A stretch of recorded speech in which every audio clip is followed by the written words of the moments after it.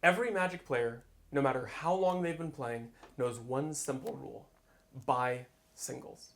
No matter what you're chasing, it is never worth it to buy a booster pack hoping to get the card you need, rather than just buying the card outright. What's this? Your Christmas present. You got me more cards. I did get you more cards. I do like getting more cards. I know that about you. Do you want to explain why I'm holding 2 booster packs of 2012 core set? Yeah, well, I know how much you love opening packs. And so I thought for the month of December, it would be really fun to open packs from your personal Magic history. So we're starting with 2012 because this is the year you met me. So obviously the most important year of your life. It is the most important year. So the topic of today's video, obviously, is going to be why Commander took over as a format. And we're going to use these packs to do it. So pull up a chair, have a seat at the table, and whether you're a button mash, hack and slash, controller bash, or a meeple moving mastermind of mats, and minis. If you ruffle at the awful riffle shuffle scuffle, or if you're a click clack pick attack number ball luck slack, we're all here for the same reason. I'm Jake. and I'm Ashley. Let's talk games.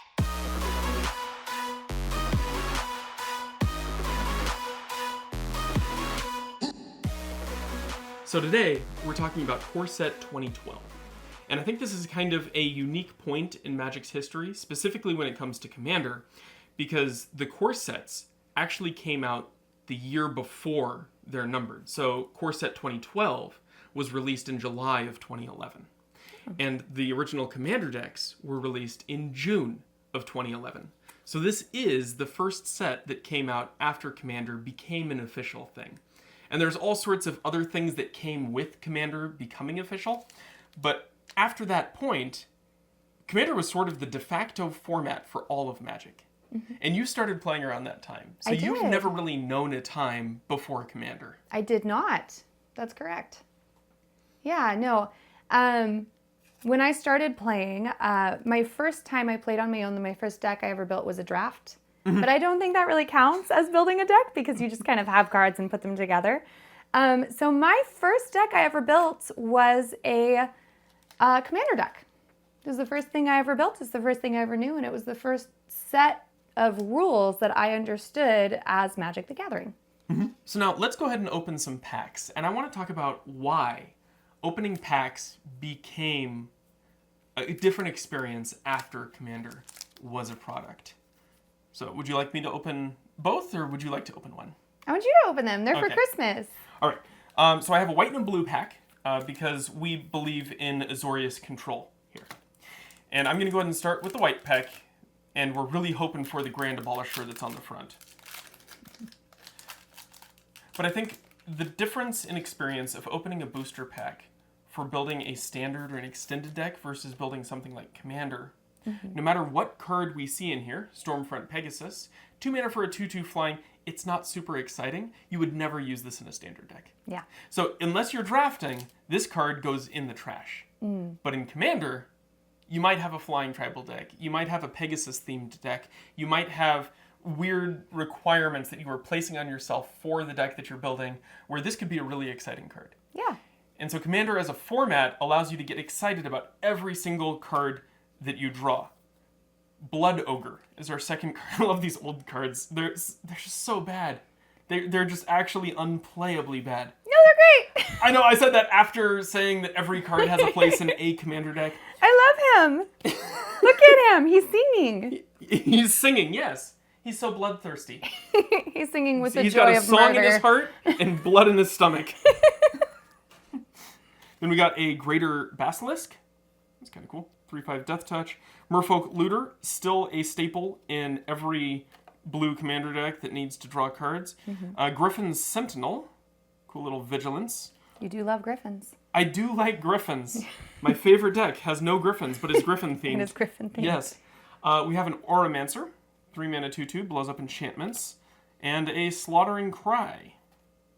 Just one creature gets +3/+0 on first strike. Nice. All right. But yeah, even that, even something that's really mediocre, if you were playing that in something like a Zada deck, where you can spread this across your entire team, giving them +3/+0 on first strike, that can be a ridiculous combat trick. And so there's still a utility to the cards that you're opening.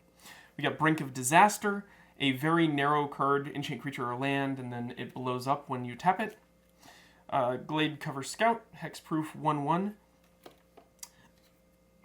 We have a Manalith, the definitive worst mana rock. But I still run it in some of my decks. I guess not actually the worst, but it's pretty close. 3 mana and it just taps for 1 mana. Yeah. It's so bad. It's It's unbelievably not good. bad. But I still run it in some of my decks. Fair. Okay, now we're on to the uncommons. So now we have a Sarah Angel. This card has been a powerhouse forever. Turn to Frog, another card that is extremely useful. It's even useful in Standard whenever it's legal. But just turning off all abilities and turning it into a 1/1 frog is I kind of love that. backbreaking. And you get a frog. Yeah. We have a Consume Spirit. This is the win condition in a number of decks that I've played, and it's still not great. And finally, our rare, we have an Arachnus Spinner, a rare spider guy. So I'm not hoping for a lot of money out of M 2012. This set tops out at about $12, I think, with Soren Markov. But it is kind of a really cool color pie based set, and we haven't seen a lot of those. Most of the recent sets intentionally break the color pie. M12 leans into it. It's very solidly green does green things, red does red things. So this spider has an ability, tap an untapped spider you control, search your graveyard and or library for a card named Arachnus Web, and put it onto the battlefield attached to target creature. So this is a cool thing in a format that allows for 4 cards, and it is completely unplayable in Commander. Yes. And so it's kind of funny with these cards, some of the common cards are still super useful, like Merfolk Looter, and some of the rare cards, like Arachnus Spinner, are unplayably bad.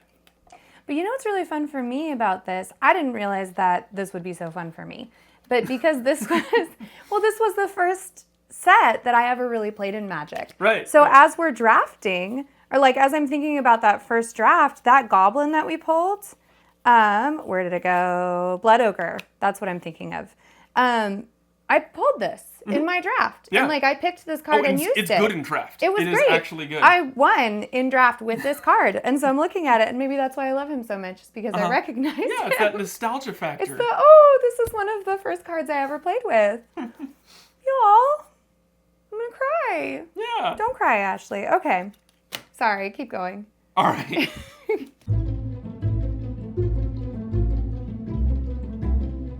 Okay, so now let's move on to pack number 2. And before I actually crack this, in front of me I have my first Commander Precon that I bought and my most recent Commander Precon that I bought. And the difference between them is staggering. I think one of the things that Wizards did over time was find their feet with how to build a Precon and how to make it interesting to play. Because in the new Precons, the mana base, still garbage. Like, there's a few useful cards, but realistically, you have to replace half the mana base in every precon you buy. In the old precons, it was almost entirely basic lands. Like, it was really, actually bad cards. I was going through some of the old 2013 Commander decks, and even then, they are rough.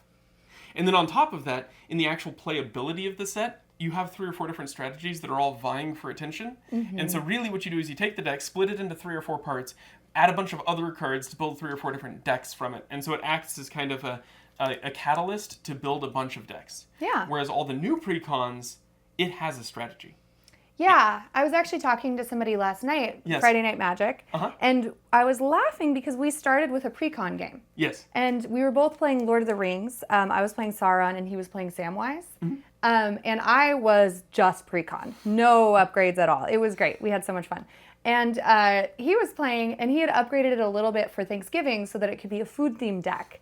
And awesome. We kept getting excited because we'd be like, oh my goodness, these cards synergize so well. Yeah. We're like, oh right, precons, they do synergies. Right. And it's that's so for funny that. because I remember in like the original, because my first precon that I remember buying was in 2014, I think.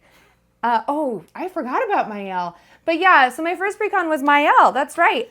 And in Mael, it was not great. No. It was so bad.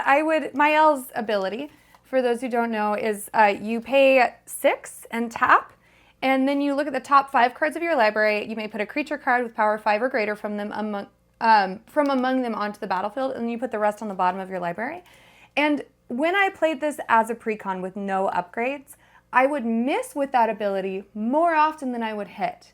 And then when I did hit, a lot of the times the cards that were there were power 5 or greater, but they didn't necessarily get me any closer to No, they winning were the just game. big creatures. They were just big booties. And so I would put these things in play, be really excited about it, and get absolutely demolished by any of the things that you were playing at the time. Yeah. And it was really discouraging. And so I forgot about my L because I stopped playing my L. That's my story of that. On that high note, let's open a pack. Maybe we'll get some upgrades for my L. My L.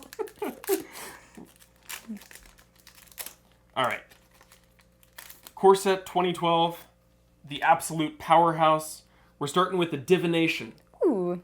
It's like a Pot of Greed, Yeah. but it costs mana. Yeah. Yeah. So it's worse than a Pot of Greed. Yeah. Well, I This mean, is- most Magic cards cost mana. It's true, and most cards are worse than a Pot of Greed. That's true. Yeah. Most people don't even know what it does.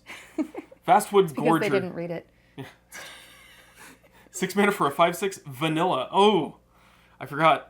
Vanilla creatures are Yeah. a prominent feature of this set. It's so true. I remember learning the vanilla rule. Like immediately, that was one of the first rules I learned Yeah. was the vanilla rule. Like if its mana cost is what, like higher or equal to than its thing, it's bad. And then if its mana cost is equal to or lower than its power or toughness. Yeah. then Generally, it's that was generally the original main good. rule. Yeah. Yeah, and I think they finally printed another vanilla creature in the last set that came out. Am I wrong? They've printed a couple, but the Gigantosaurus and Foundations, I think, is the That's most what recent. I was thinking about. Yeah. Where it's just 5 mana for a gigantic creature Big with no booty. abilities. I love it. We got a Chandra's Outrage. Cool. Nice. A little bit of damage. Mm-hmm. I actually run this in a Sulfum deck, just because it's very flexible. But I had this in my Still not a great in card. the draft that Yeah. I did too. It Oh was no, also in my red was draft. super strong here. Red 'cause was you could great. just I drafted, I think, push through. I think red, green was my draft colors. Oh, that makes sense. Yeah. We have a Siege Mastodon, another bad vanilla creature. Stonehorn Dignitary. When it enters the battlefield, target opponent skips his or her next combat phase. Whew. Okay, 1-on-1, this is hilarious. Whew. And if you have the way to flicker it, you can keep your opponent off combat forever. That's really fun. There's an old card, I think it's called a Blinding Angel or something along those lines with this Yeah. ability. And there was a deck that one of my friends ran in Standard for Mercadian Masks and Invasion, where the whole goal was to repeatedly bounce it back to your hand so you never get a combat phase. So lots of flicker wisps. Yeah. Actually, I think that one's on combat, so it's even better. You just have to be able to get through. Mm-hmm. But regardless, this is a really fun effect if you can take advantage of it. That's really fun. It's just bad in Commander. No, because, it's not good. You But don't it's have so a target fun. opponent. Yeah. Another Glade Cover Scout, 1/1 Hexproof Elf. We have an Ice Cage. This card is actually still good. Enchant creature can't attack or block and can't use activated abilities. And whenever that creature becomes the target of a spell or ability, the Ice Cage breaks. Yeah. But the reality is, most of the people who are running creatures with abilities they want to use won't be able to target it in time to make Ice Cage less relevant. So Yes, it's 2 mana removal in blue. It's kind of sweet. Goblin Tunneler. This card is pretty bad, but target creature power 2 or less is unblockable. I used that one too. Yeah, it's occasionally relevant, but it's a pretty fun card. Pride Guardian, an early cat deck staple, 1 mana for a 0/3 defender, and when it blocks, you gain 3 life. Mm-hmm. And then we have our uncommons. First one is Mind Control. Ooh. Just a solid, balanced steel target creature for 5 mana. Really nice. Second is a Zombie Infestation. Discard 2 cards, you make a 2/2 zombie. This card is amazing. It's so good. I really like Zombie Infestation. There's a few ways that you can take advantage of that with sort of going infinite. We have Buried Ruin, where you sack it and return an artifact from your graveyard to your hand. Nice utility land. And finally, our rare. We have Garruk's Horde. All right, we got a couple rare green cards that are super mediocre in Commander. All right, so this one's a 7 mana 7/7 with Trample, and you play with the top card of your library revealed, and then you can cast the top card of your library if it's a creature card. Oh, It that's sounds so fun. like it would be good. Yeah. No, I remember when I was drafting, I saw that one. Mm-hmm. And I was like, wow, this is cool. And I was a new player. This was literally the first time I played Magic as he made me draft because obviously he loves me. That's how you introduce new players to the You game. don't do that. Yeah. Just don't do that. But anyway, so I saw this, got really excited, and then was like, oh, but then I have to play with my cards revealed. And I was like, that seems like a bad thing because I have a lot of instants in this deck that I want to surprise people with. So I think I'm actually going to pass on that one. So I remember my thought process, seeing that card, Yeah. getting excited, and then being like, actually, maybe not. I don't remember what I picked instead, but I do remember seeing that one. I'm thinking about it, and it's kind of okay if you're in a super heavy creature deck, because by the time this comes down, you don't have a lot of stuff left in your hands, so you can cast stuff off the top. If you have a way to rearrange the top of your library, you can do other things. There's just other cards that do it better. Yeah. And it's usually more important that you have cards that allow you to play lands off the top of your library instead of That's creatures. true. But yeah. And in my case, I was playing red, which is Right. likes to be sneaky. It's a beast, so it goes into some decks, I guess. But like even with that, I kind of feel like there are commander decks that would make use of that and would very much like having a 7/7 trample that allows you to cast more creatures. Something like Mael would probably be good with that. If you have like a bunch of big creatures that you can cheat in for free. Well, yeah. No, I'm thinking about like how would you make this good? Right, so the 7/7 trample, play with the top card of your library revealed. I don't know if it needs to be a 7/7 trample, but I do think it would be really interesting if it was a lot cheaper.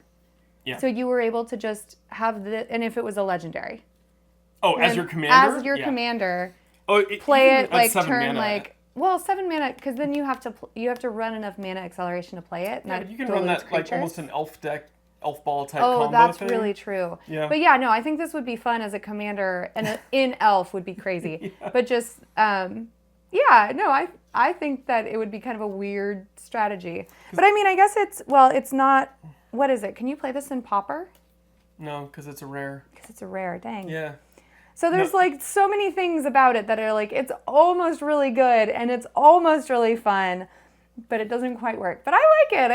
I think it could be interesting if there were a couple of tweaks to it. I definitely think it's a card that you would run in this era of Commander. Oh, 100%. Like it's super playable. If you're building a Mael deck, you pull out all the pieces of the deck that are really not true. big creature themed, and this is an auto include.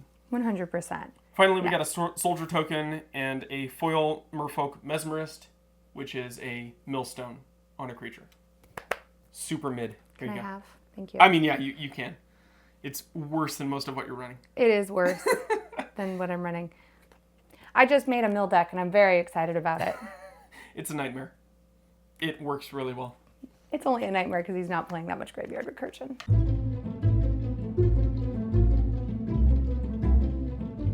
So in closing, why did Commander take over? It's because people like opening packs. It's part of the experience and it's super fun to just crack into random cards and find uses for everything that you pull. Commander gives you that feeling that you can actually make use of your bulk. I've noticed that since Commander has become popular, card shops and other places where people open cards have far fewer just commons sitting on the ground. It used to be that people would buy a whole booster box and dump everything that wasn't an uncommon or rare. Just literally leave it on the table. Mm-hmm. And I don't see that as much. And I think it's mostly to do with Commander. Yeah. With those cards having a home somewhere. Also with the prevalence of Pauper and some of these other formats that care about it. But even if a card is second or third best, it still has a use in Commander because you need that redundancy. Mm-hmm. So I think it's really cool. I think it's kind of interesting, and I think that Commander's not going anywhere, and I think people still love opening packs. So over the next few weeks, we're going to be opening a lot of different packs and talking about a lot of different aspects of the game. I don't actually know what's coming. I do. This is the only one that I knew ahead of time. So join us on this adventure. It's going to be a lot of fun. It's going to be so much fun. And as the resident pack gremlin here at this house, I am so excited.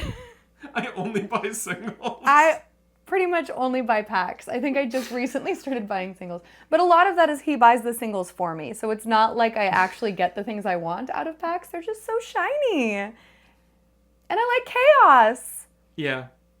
And some of them are really pretty. Some of them are so pretty. Like I just opened, what did I open at MagicCon? That was a Bloomborough collector pack. It was awesome. Yeah. Yes. I'm just saying. Yes. Okay, No, I should agreed. clarify. I have been opening packs for 10 years and just recently finally opened something that was actually worth the pack. Yeah, it doesn't happen too often. It does not. Yeah. All but right. I like it. Well, we'll see you next week. Thanks for watching. Bye.